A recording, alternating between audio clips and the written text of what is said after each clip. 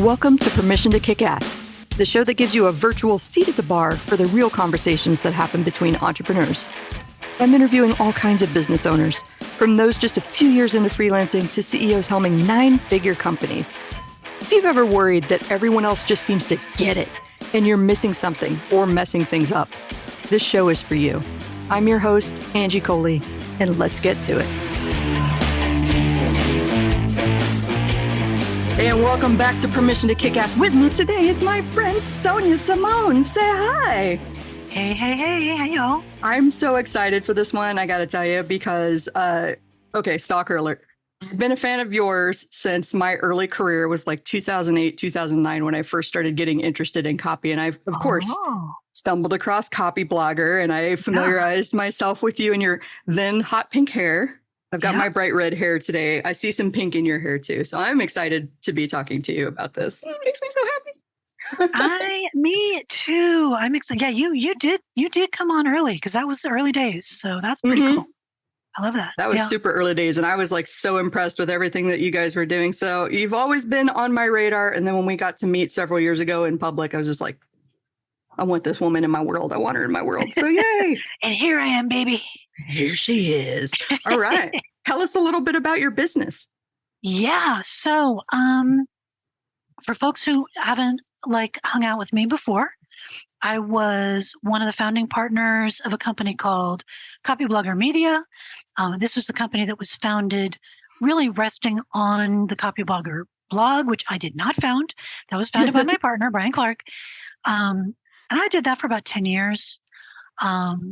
Big audience, wide reach. I taught literally more than 300,000 people with my course on Coursera on strategy of content marketing. Wow. So a lot of one-to-many, lots of courses, lots of groups, and 10 years of groups. And these days I'm not doing groups right now. Yeah. I'm not doing that one-to-many. So these days, I've shifted gears a lot. And right now what I do is I work with folks. They're not just getting started. They've pulled some stuff together. They might have an audience. They might have a course. I work with a lot of freelancers who have, pretty good careers going. And I get people at that moment when you say, was there not supposed to be more money and less work at some point in this project? Because I'm not seeing it. And so I work very, very specifically with people looking to work with their clients or their customers on a deeper level. And we do that by putting together a high value offer, a high value distinct from, necessarily high ticket. I mean, I love a nice VIP day as much as the next person, but there's more to life than that. Yeah. And more to business than that. So I just work really closely with folks. We have this kind of hybrid model of a structured framework, a very small group mastermind, and then some one-on-one work. And I just basically, how so many coaches are I don't want to hold anybody's hand. I'm the other kind of coach. I'm the kind of coach who totally loves holding people's hand. So we work just really, my tagline is get focused, get supported, get paid. And so I love that.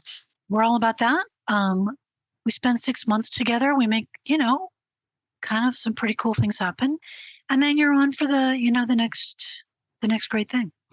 Yeah, I think that's awesome. And it's funny that you brought up VIP days because I offer VIP days, but I'm totally with you on that. There's more to life than that. You can get a lot of stuff done on a VIP day. You can get real focused and real deep. And also, it takes a lot out of you because that is a lot to tackle in one day. And then the prep work and the follow-up and stuff like that. So there is definitely more to life than VIP days. They're fun. They're not my favorite offer. A VIP day takes so much out of me. And it's for me, it's VIP 2 weeks. So why am I selling this VIP day? But some people, it's exactly their rhythm. I mean, we're just so different. But That's what I love about business, because what works for me may not work for you and vice versa. And we get to find our own rhythm, our own offers. Like you mentioned the hand holding coaches. And I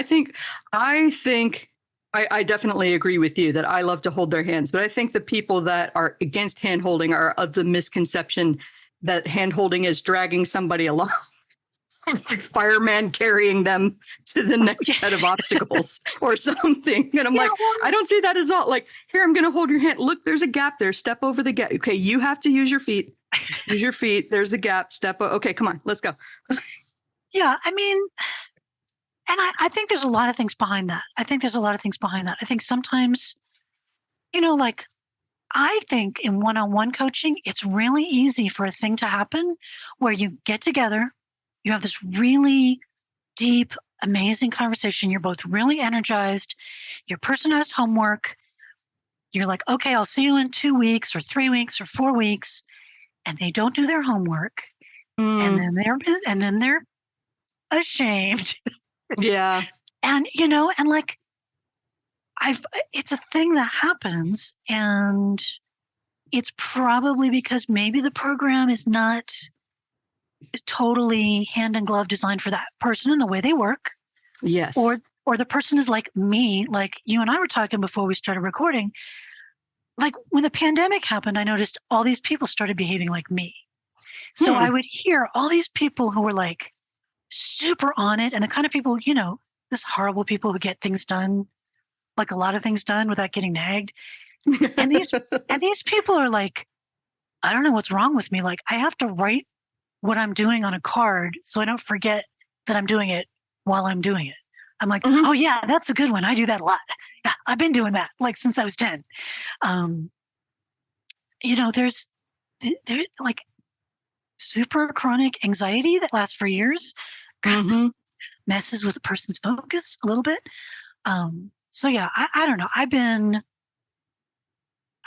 the person who just totally shot myself in the foot on the follow-up so much that I actually have a lot of insights about why that happens, that it doesn't happen because people are flaky, that it doesn't happen because people are not cut out for business. It's just like, that's a pattern. I see a lot of the same things, and I've experienced that myself too, going through business coaching. I know for me personally, and I see this reflected a lot in my students, and maybe it's just kind of that law of attraction thing. I attract people who vibe with my style, so they function similarly. But for me, like 8 or 9 times out of 10, when I'm resisting doing the work, it's either a function of fear or overwhelm. And like, I've convinced myself that it is way too much. And I've like spent 5 hours planning this. And in reality, if I had just jumped into it, it probably would have taken me like 5 minutes. That happens to me all the time.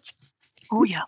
Yeah. Like any given task requires at least 3 hours of overthinking it until you work yourself up.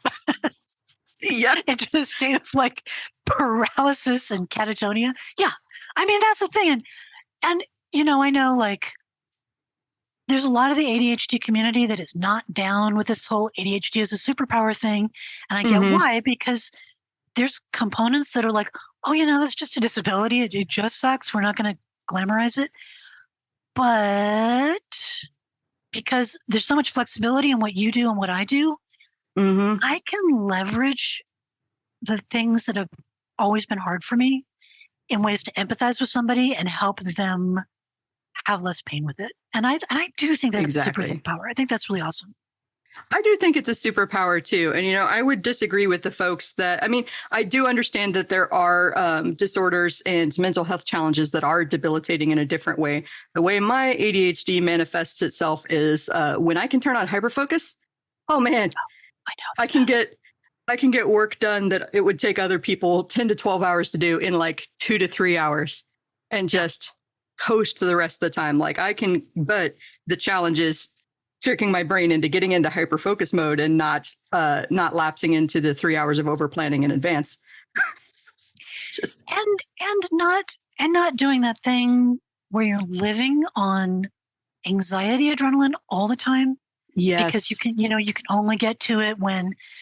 So like for me, something I've since the start of the pandemic, I sold my interest in Copy Blogger in 2019. amazing timing. Summer of 2019, I got a decent sized check and a lot of free time. Yeah. I am so smart. But from that time, from the start of the pandemic, I've really been thinking about structures to help people. I sort of think about it in this goofy way, like it's kind of like your seat belt or your safety belt, like you're in a spaceship. Like it's all, you're in your structure, and your structure's there to support you and take care of you and get you what you need to do the mission and make sure you don't, die. Mm-hmm. And building those structures that are suited to people like you and me who, we get bored, and structure's not necessarily like the thing we seek out. But when you get one that's good for you, that's a good fit, it's so nourishing to just say, I know when that's going to happen, and I know I trust myself and I trust my system. It feels really good when you get there. It does. And I'm glad that you brought that up too, because that's actually been a conscious focus of mine for probably the past, 18 months or so. Yeah. Is okay, recognizing that one of my tools for dealing with undiagnosed ADHD was leveraging that kind of panic mode and hyper focus and that adrenaline rush and just cranking. And I could do, 10, 12, 15-hour days at that pace. But that is also the path to burnouts. Like you can do it. It's not sustainable. It's not healthy. It's not the optimal way to do it. So my trick over the past 18 months, the challenge has been unlearning these, decades of overproduction, overproducing, stressing my body to the max in order to leverage that super focus and figuring out, okay, so how do I get things done if I'm not deliberately tripping myself into adrenaline mode? Yeah, because it will make you really very sick if Mm-hmm. you live on adrenaline that long. That's why, folks like us, I mean, we have more problems with addiction. We have more problems with a whole bunch of bad things. And I think a lot of it is that living on a constant diet of like maxed out stress chemicals, and it's just Yes. hard. It's like, it's not, it's kind of fun for a while, and then it's really not fun. Yeah. And when it's not fun, it's usually not fun in the worst possible way. Like I was actually talking to a consulting client earlier that we weren't able to do a whole lot because this person is in extreme like physical pain. And so we started talking about that and like, do we need to cancel this call? Like, you don't have to we don't want to add more pressure when you're already in pain. Like, this is a time to rest and your body is clearly signaling that.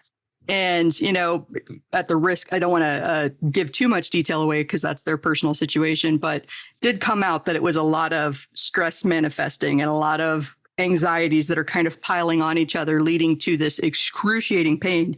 And our solution was, okay, shutting down the call.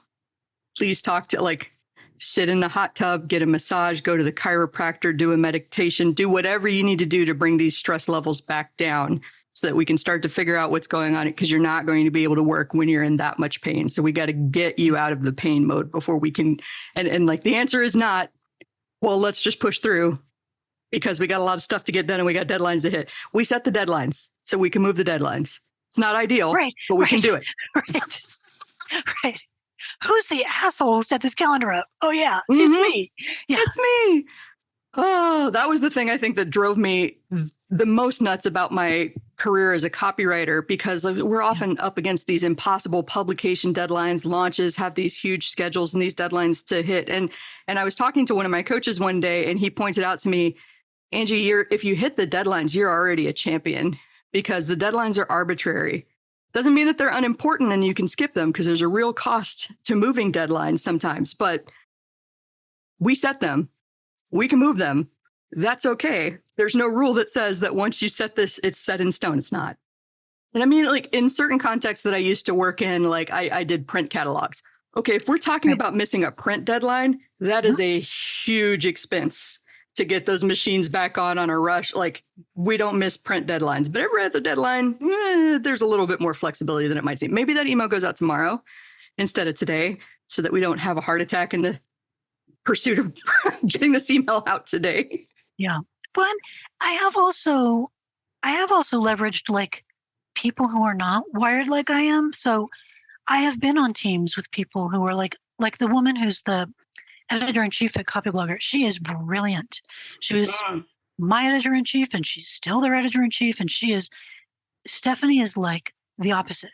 And so she would help, she created the structure, and it was like, here's your part where you show up and do your thing. Mm-hmm. And if I have that, and also I have the thing of like, I don't want to let Stephanie down because that would be terrible.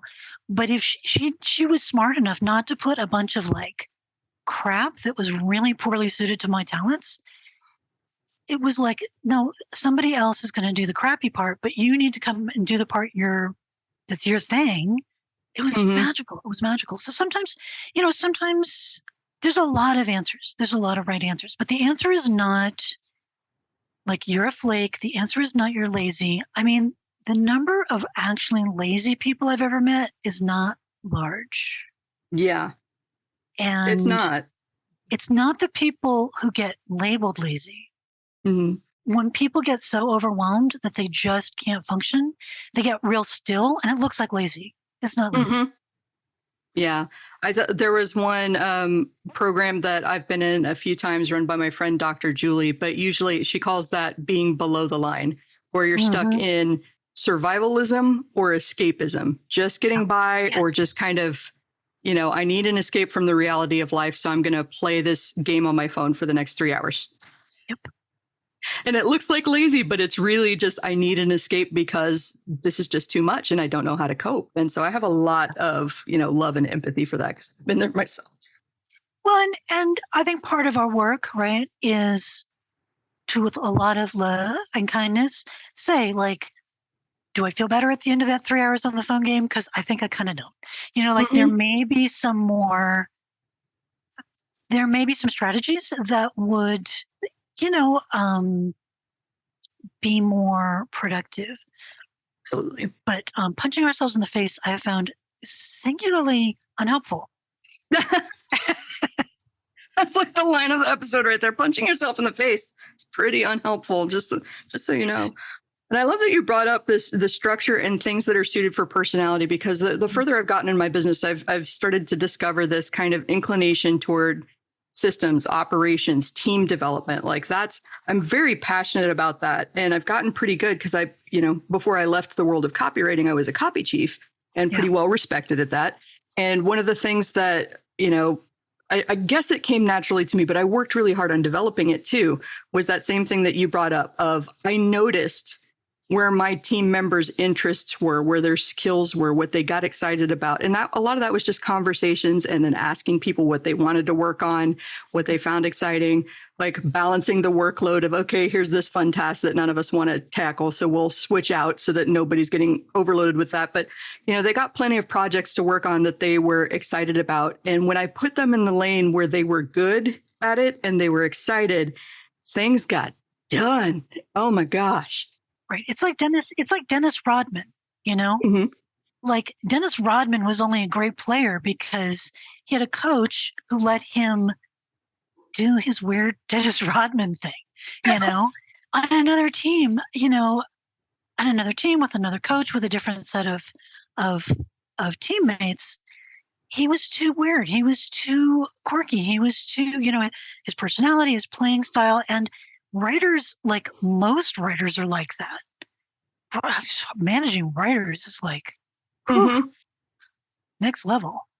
Like for years, I was told I was way too much or way too little, or like not professional enough was the too little, like totally unprofessional, with my visible piercings and tattoos and braid hair. Like you couldn't have told that from me from the very first interview, but or like too much because I would share personal stories, or like I've joked before that my, again, ADHD is I just tend to not be aware of something, and I get caught up so much in the moment and the excitement of telling the story that I can usually only tell I crossed the line when someone's face changes. And then my brain goes, oh crap. Uh-huh. What did I say? What just happened there? That was too much. I see a reaction. Now I got to figure out how to undo this. But next level of fun is doing that on a stage when you're giving a talk. That's being live streamed. Oh man, that sounds like a fun story. Will you share that one? I mean, it's the in a moment it's fun, and then the emails you get afterwards, you're like, okay, but I wasn't lying though. I mean, Yeah. I mean, it was true what I was saying. Yeah. Yeah. Totally been there before. This is from the woman who thought it would be a very smart idea. Thankfully, this company no longer exists, but there was a partnership that the company I used to work for did with. This is my early days of copywriting, y'all, so you're going to have to forgive me for being young and dumb. We partnered with a solar panel company, and we sent out a promo for them. And for some reason, my brain latched on to, you know what the perfect subject line for this is? The roof is on fire. No, it's not. This is, there's lots of implications that happen with that. And when that gets sent out, you're not going to be called into your boss's office. You're going to be called into the CEO's office and asked what's happened. I would have totally let that go. I would have been like, because like nobody's going to email you if your roof is actually on fire. Who are these people? Why do they worry so much? Jeez. It made their company look bad and unprofessional, and it implied that their product was subpar. And I was like, or it was a song lyric. Yeah. God, people are ridiculous. But, I totally get it. And that kind of ties back into something that you said earlier that I wrote down and circled a lot, which was like, if it's not working for you, maybe it's not the way you work. If you don't like the way that somebody on your team is working, or if they don't like the way that you're working, maybe it's just not a good fit. Doesn't mean that there's anything wrong with you or the company, but you're not operating in your lane. You're not swimming in your zone of genius. I don't know why I mixed those up, but that's great. Swimming in your operational lane of genius. Lane of genius. Yeah. That could be our book. Lane of genius. I like that. And one of the things I love about the premise of your show, because it's so true, and I haven't seen anybody else do this, is, you and I have been, and I have been in the room with some like super fancy people who are and they look, it's part of our job to look like we have our shit together. That is part of that's part of the brief, right? Is I have my shit together. And so because I do, I can teach you how to do something you want to do. Like not just being a mess publicly is part of the job. And I don't object to that. But yeah, you get those folks at the bar and it's like, man, and seven-figure launch. And then it's like, I don't know where any of the money is. Yeah. Oh my gosh. That's a total thing. And it's good for people to know that. And it's not that like that person you admire. I have a thing I say, every person that you admire is full of shit about something. It is a universal law. I don't care if it's Gandhi. I don't care who it is. They're full of shit. And I can tell you what it was with Gandhi, but we don't need to go there. But everybody is full of shit about something. The Dalai Lama is full of shit about some stuff. And it's okay. It's okay that your heroes know a lot and can keep it together and can project confidence to teach you the things you need to learn. And it's also okay that that person has blind spots and that that person sometimes makes major, what was I thinking, mistakes, and that person has crises of confidence. It's all okay. And it's not like bad or wrong or deceptive for that leader to not be just falling apart all over the place. Like that's okay. I was listening to you the other day and you talked about that, getting that advice of, speaking from your scars, not your open wounds. I think that's such a smart mindset. Yeah. Yeah. Oh, and that's really helped me with perspective too, because I used to have those, just to go back to what we were talking about earlier, those moments of panic of, oh my gosh, was this too much? This thing that I felt called to share in the moment, was that too much? But once I learned that piece of advice about sharing from scars versus open wounds, that helped me to better gauge, okay, am I still in the middle of this? If I'm still in the middle of this, if I'm still suffering, if I'm still upset, sad, whatever the heavy emotions are, then I don't have the perspective I need to be able to look at this from the outside. I'm still in it, so I can't see the label on the outside of the bottle. And what I need is for that thing to scab over so I can see what, if any, was my part in this. What can I take away from this? How can I turn this in a better direction so that it's not something that's holding me back or holding me down? Like, you can't really do that when you're in the thick of it. And I actually made a joke with someone earlier that I think fighting the feelings, which is what we've been trained to do as entrepreneurs, right? To have that public persona, fight the feelings. I think you got to find your way to process the feelings and let them flow through you. One of my friends says, mind like water, just like let it flow. I took that metaphor to like the nth degree and went, okay, so if you're fighting the emotions, that's kind of like standing on a beach and trying to hold back a wave with your arms. Yeah. One of these waves is going to come through and knock you on your ass, friend. Like it's just not going to, better to just sit down and let that wave carry you to shore. That's what I see as letting the emotions go through you. And then you're going to be in a place where you can breathe and actually take care of something, namely you. Yeah. Yeah, because you're the thing that you're the piece of equipment you've got to take really good care of. You know, because you're the piece of equipment that can't get replaced. So exactly, that's the important thing here too. You know, I have so many discussions with people who, you know, they're so concerned about starting a business because somebody else has done this, and so I can't do it. Or, you know, there's so much competition, I don't know how I stand out. You are the way that you stand out. You are the only you on this planet.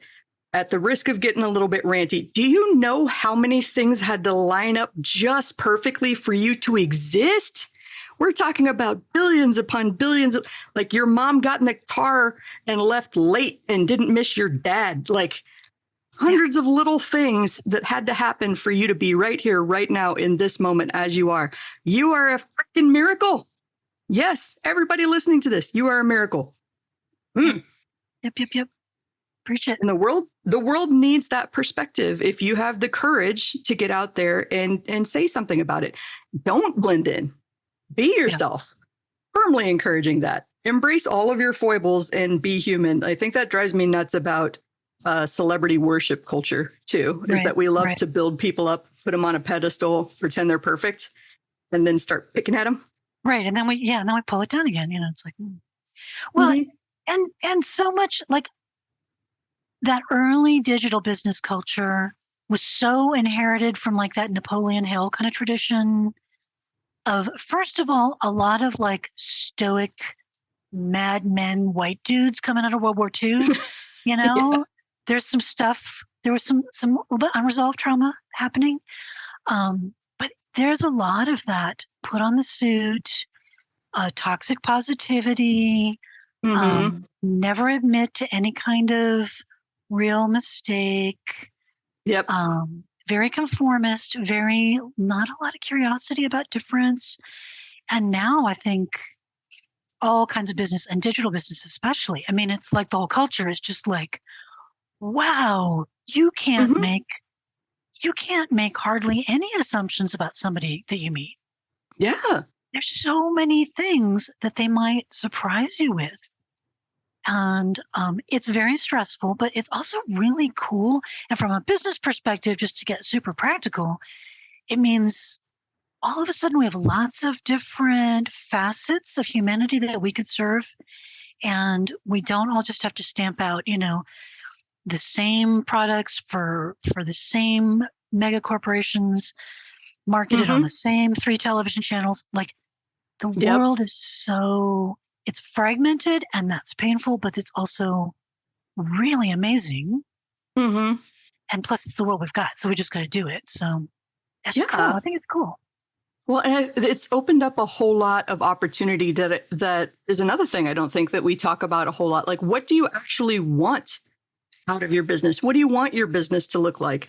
I don't buy it if you pair it back to me $10,000 a month, $100,000 a year. I want $1 million business. Like, those are numbers that have been fed to you by incredibly good marketing materials. But is that what you want? What are you going to do with $10,000 a month? What is that going to help you achieve? I used to believe that too. So I'm sending a lot of love if that was your first response. What are you going to do with that once you hit it? What was the goal? What does that help you achieve? I actually broke it down once with my life coach, and man, I wish I could remember the exact sequence that led us there.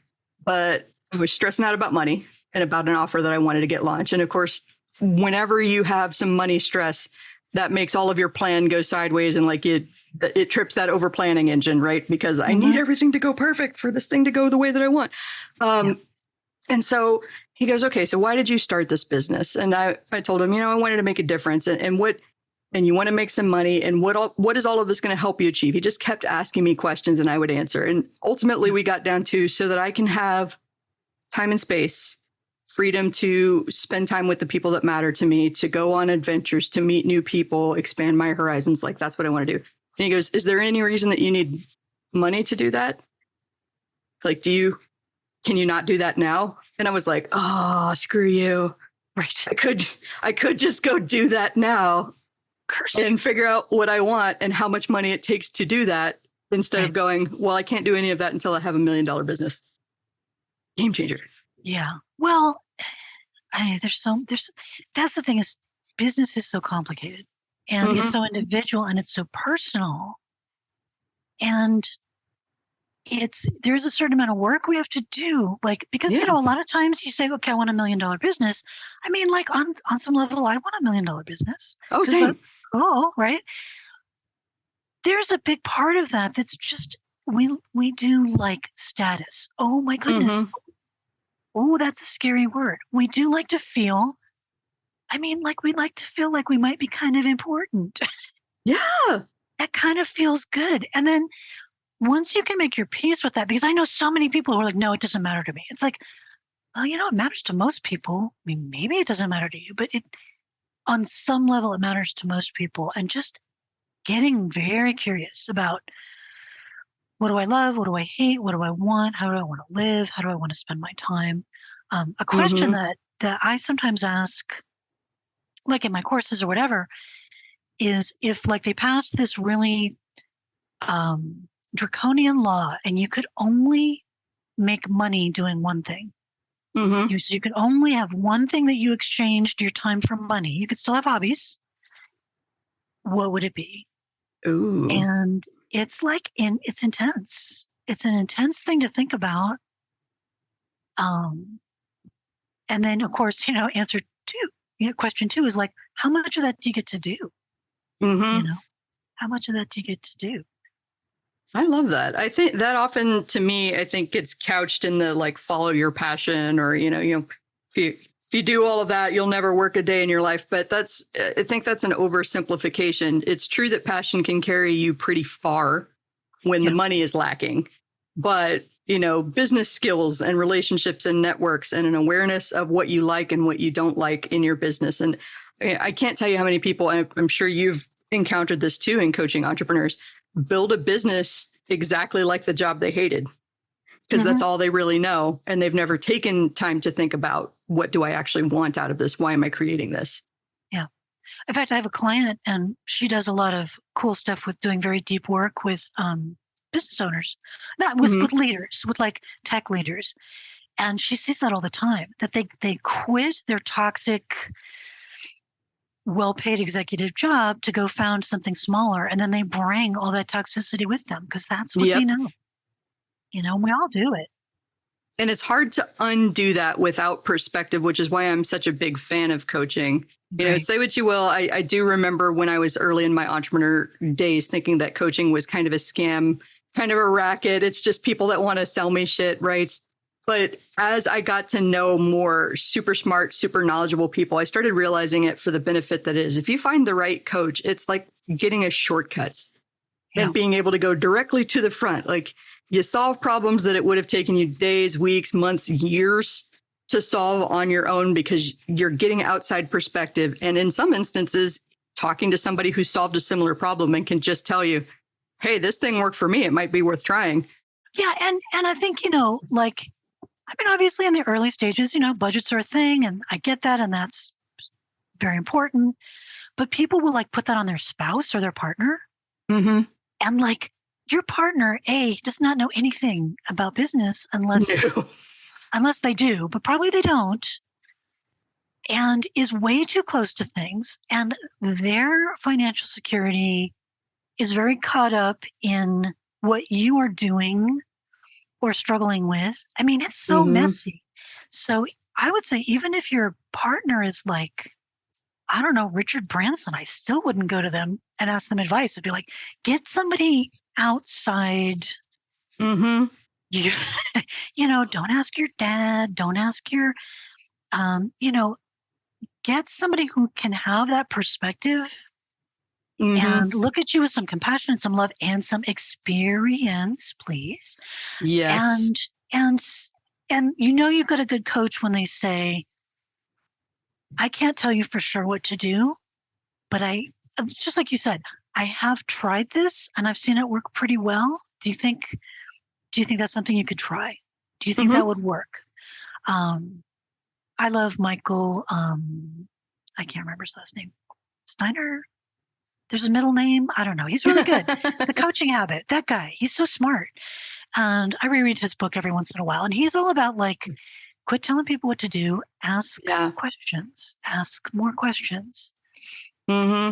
In my early And days as a coach, I definitely thought like I've figured out a lot of things. I'm super smart. I'm great at finding shortcuts. So just do it my way, mm, and you'll fix all your problems. Quickly realized that dealing with humans and all of our different backgrounds and foibles and yeah, mental blocks and situations and circumstances, my solution doesn't work for everybody. In fact, in 9 times out of 10, it's probably not going to work for somebody in a completely different situation from me. But it's a yeah, place to start. It's something to yeah, try. And so asking questions, I think, just prescribing something to me. This is why it drives me nuts about prescriptive coaching, is hmm, that it presumes a lot that may or yeah, may not be accurate. And it also adds to the overwhelm I have found of the person, because they feel like if they didn't try that thing, if they didn't know about that thing, they've tried it before and failed, or if they're resisting it, they don't like that idea for some reason, that there's something wrong with them and they're never going to be successful. None of that is necessarily true. And I've found a lot that folks yeah. already have an answer inside them, but they're getting so much outside information that they're second guessing themselves and it's paralyzing them. Have you found something similar? Yeah, I mean, I think about like some women early on in our copy blogger community. We had some women who were like, I'm really like, it's really hard for me to put this together because I've got 2 kids under 4, and like I'm taking care of my parents, and my husband's like not working right now. And then you Mm. get these 23-year-old dudes waltz in and say, you're just making excuses. And they're like, Ugh. I'm really not though, because these are real obligations. And Yes. then they get, you're not coachable. And I think we label ourselves, Oh. I'm, and that's the worst, is we do it to ourselves and we say, Mm-hmm. well, this person told me what to do, and then I made excuses and I didn't do it. I'm not coachable. Yeah. So anyway, if I don't want to rant for the next 45 minutes, we'll have to cut that short. But don't do that, and don't accept that. Anything that you want to do, I mean, maybe short of like you flying without any supplemental equipment, like, or doing magic, is figure outable. Yeah. But it starts from being able to articulate what you want specifically to. Specificity is key. It's not make more money. It's not lose more weight. If it is starting out at $10,000 a month, okay, cool. I want $10,000 a month. Here's what this will help me achieve. Here's how I think I'm going to do it. Yeah. Go out there and try things, right? But if you give yourself a goal of like nebulous more money, I mean, $5 is more money. Is Right. that helpful? Is that acceptable? Where is the line? And there's that great Yale doctoral quote about writing a novel. It's like driving in the dark with your headlights on. Mm-hmm. Like, you can only see as far as the headlights go, but you can get the whole way Yes. there. Everything to me in business, you have tensions. So yes, is long-term planning and big visions and big goals, is that good? I think it is good. I think it can be Mm-hmm. energizing, but you still have to drive the road. Only as Mm-hmm. You can only see as far as you can see. And you make the adjustments as you make the adjustments. And so there's always that tension between big dreams and momentary um, actually getting it done. And there's always that tension between your assets and your constraints. And there's so many tensions, and we navigate them. Mm-hmm. Sometimes with grace, and sometimes, Sometimes not very being people. well. And that's the game. But I think that to make it more marketable, and I mean, I love my friends. I do love my friends. Mm-hmm. But a lot of times that process is made to sound more like you have a nice, neat, tidy map than you really have. Mm-hmm. And like it's not going to involve any, crying or, Yeah. or crying. Oh, yeah. I think that's why I'm such an open book. And it really helped me to see somebody else kind of melt down about, midway through my career. Somebody that I really respected, by the way, and who was, had big contracts with big names. And I was like, wait, what? You feel anxiety like me? When I experienced the breakup that kind of spawned all of the travel and stuff a couple years ago, that was one of those things where I was like, scars, not open wounds, scars, not open wounds. I'm not going to talk about this. But then I found myself on a podcast. It was actually Linda Perry. I don't know if you know her, Mindset First. And cool. We had that podcast recording scheduled for, like a month or two, well before the breakup actually happened. So we got on there and I'm breathing deep and I'm going about my spiel and everything's fine. And at the end, I can't even remember what question she asked. She asked something and I was like, I didn't plan on going into this, but here's my reality right now. Here's what's happening. And I got a lot of people that like reached out to me and they were like, oh my gosh, thank you for sharing that. And it was, I didn't get into snot bubble tears. I kind of held it together. Exactly like you said, that being a leader sometimes requires you to hold it all together and not show them the moments of like collapsing on the floor in desperation. I've been there. I've done that. Yeah. But I'm not going to do that in front of you because then that becomes easy to focus on. Like that is a thing. That's a reality that happens in business. And it's not an attractive thing. It's not a thing any of us want to experience. So of course I'm not going to highlight that. But I will show somebody that I've been through that. And that happened right after I quit my job to start the podcast and the coaching business. So it's like all of this, you can make a way through. So I don't know where I was going with that thought, but yeah, no, it's just, I don't know. It's the thing. And I totally feel like it's the theme of your podcast. It is the thing that people don't talk about. Mm-hmm. And I was going to say, I think women are able to be more open than men. And now that it's coming out of my mouth, I'm not sure I think that's true. I think in some groups, there's definitely the pressure to be a man and be more stoic about it. But in other groups, I know I spoke to a friend of mine once who told me that he appreciated me because I was an open, vulnerable coach like a lot of female coaches are. But he liked my tomboy side because he felt like a lot of women coaches weren't for him because of, like divine feminine or an emphasis on like overly feminine things. Which that's not me poo-pooing that. It's just not my flavor. I am definitely punch in the face, kick in the ass, aha, rah. And that I've actually had, and I thought at first that I would be working with women, that I would be a woman coach that mentored a lot of women and female identifying folks. And it turns out that a lot of men like coming to me because I will give them that kind of emotional support in that safe space and also a loving kick in the pants. Yeah. I sometimes have been known to say that my client base is women and intelligent men. Yes. Unless like there's intelligent and there's like willfully ignorant, I think are the folks that we're making fun of right now. Willfully ignorance. There's a big, bold, beautiful world beyond your nose if you care to look for it. Yeah. Boy, there's, when I was a kid, PBS had this show called Vegetable Soup, I think it was. Mm-hmm. And the little tagline was like, it takes all kinds of vegetables to make a vegetable soup. It was like one of these super, like super liberal cartoons about diversity that completely informed my entire worldview and still does. But honestly, that phrase goes through my head like once a week. Like it does take all kinds of vegetables to make a vegetable soup. And there's lots of perfectly decent people who I do not work well with. And we can definitely find them somebody who's going to be a better fit. Mm-hmm. And I think that's a great note too, for if you're on the beginning end of the spectrum in your business, remember, it's okay if they don't like you. What if you don't like them? Have you ever thought about that? Yeah. You're not going to be for everybody. And kind of going out there into the world with this idea of I'm going to, they're going to like me. Right.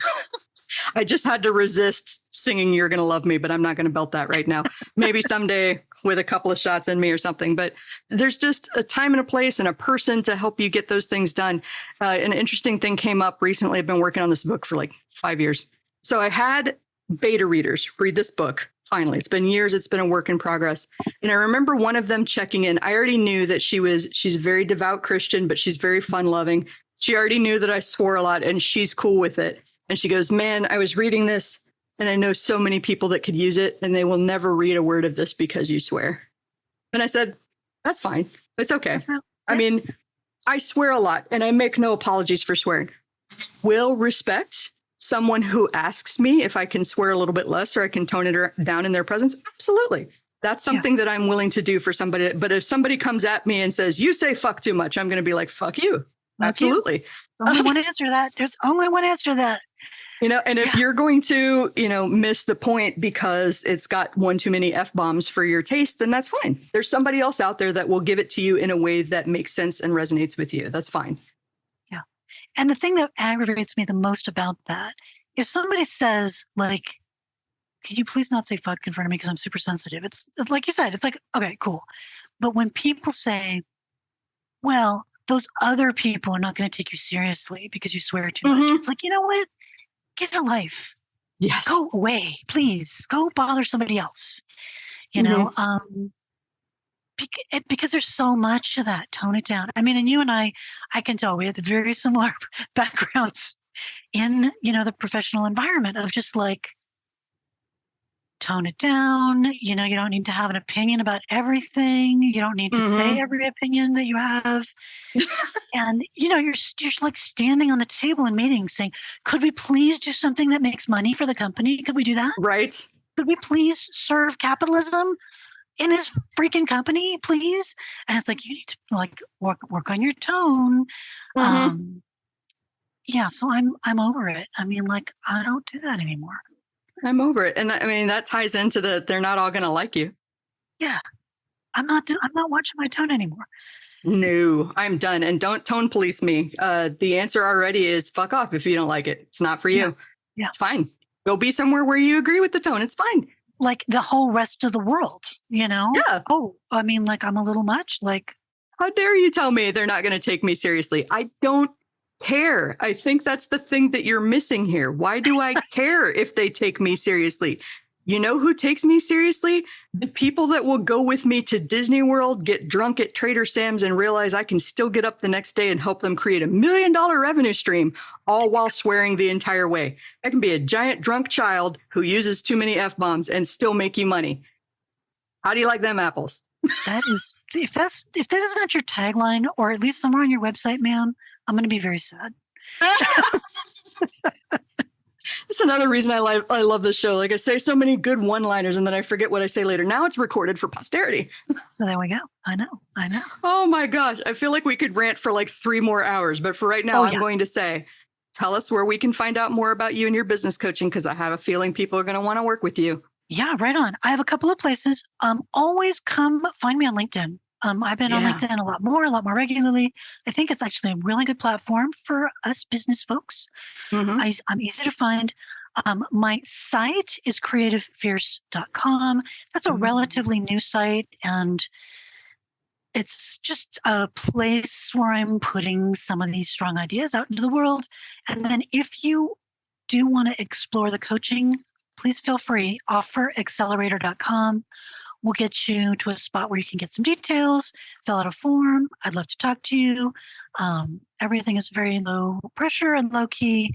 And I'm kind of nosy, honestly. And I love to see, like, what are people doing with their, what do they want to get done? So, so that's, those are my places. Excellent. I'm going to make sure that they have clickable links in the show notes. I think we have to do a follow-up because it seems like we need to rant about some things. I would love to. Maybe we should involve more actual alcohol. I don't know. Yeah. Oh my gosh. The actual bar session of permission to kick ass. It's the permission to kick ass drinking game. Yeah. That'd be amazing. Thank you so much for being on the show. This is a blast to record, and I will talk to you soon. Thank you. Take care. That's all for now. If you want to keep that kick-ass energy high, please take a minute to share this episode with someone that might need a high-octane dose of "you can do it." Don't forget to rate, review, and subscribe to the Permission to Kick-Ass podcast on Apple Podcasts, Spotify, and wherever you stream your podcasts. I'm your host, Angie Coley, and I'm here rooting for you. Thanks for listening, and let's go kick some ass.